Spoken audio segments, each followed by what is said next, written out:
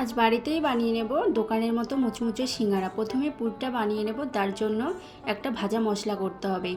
জিরে, দুটো তেজপাতা, দুটো শুকনো লঙ্কা নেড়ে ভাজা ভাজা হয়ে গেলে গুঁড়ো করে নেব। তারপর আমি বাদামগুলো ভেজে নেব।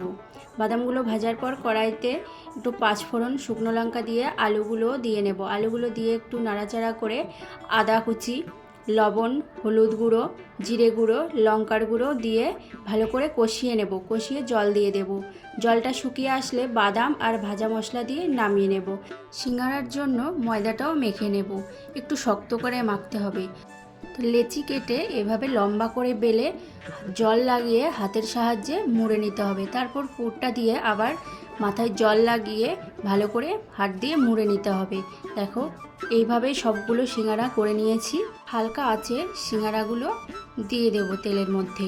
তারপর এইভাবে উল্টে পাল্টে লাল লাল করে ভেজে নেব সিঙ্গারা।